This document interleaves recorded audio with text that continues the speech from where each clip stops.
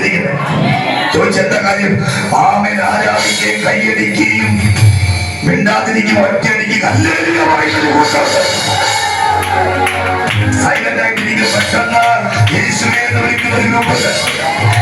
അവരൊരു ആർമിയായിട്ട് നിൽക്കുകയാണ്. അവരെ ശമിക്കണം.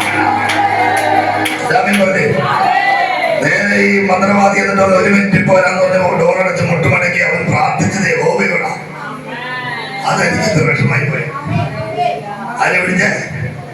യേശുവേ എന്നൊരു വിളിയ. മന്ത്രവാദി യേശുവിനെ വിളിക്കാണ്ടോ? ഞാൻ ആ പുസ്തകം വെച്ചിട്ട് എനിക്ക് ആകത്തല്ല. ഇവൻ വിളിച്ചത് യഹോവേ. യഹോവ പറഞ്ഞു പോകണ്ട, അതെന്റെ ആൾക്കാരാ.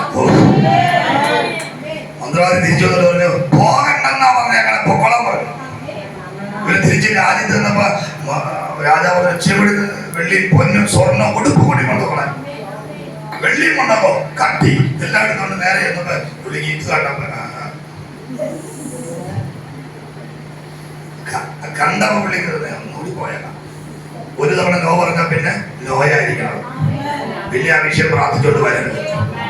നോ എന്ന് കർത്താവ് പറഞ്ഞാൽ പിന്നെ നോ തന്നെയാണ്. പിന്നെ ഒന്നുകൂടി കേസിലിരുന്ന് ഈ കോഴി പരിത്തിരിക്കുന്നവരിക്കരുത്.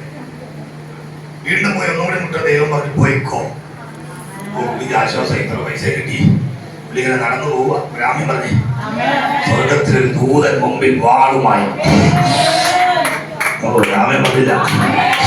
ഇവൻ അങ്ങോട്ട് പോയപ്പോ തന്നെ പഴയ നിയമത്തിലെ യഹോവയുടെ ദൂതൻ എന്ന് പറയുന്നത് മറ്റാരുമല്ല, നമ്മുടെ വാഴ്ത്തപ്പെട്ട കർത്താവ്. പ്രാർത്ഥിക്കുന്നതിനെതിരെ ആരെങ്കിലും ചലിച്ചാൽ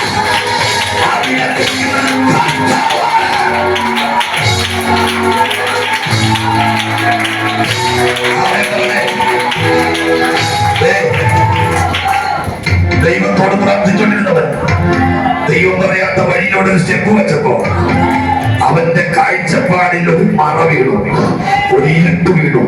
മുമ്പിൽ നിൽക്കുന്ന യേശുവിനെ കാണാൻ പറ്റിയില്ല. പക്ഷെ അവൻ കയറി നിന്ന കഴുതയ്ക്ക് കണ്ണ് തുറക്കപ്പെട്ടു.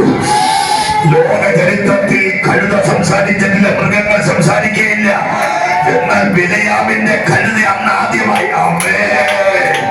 നിങ്ങൾ മനസ്സിലാക്കിയോ?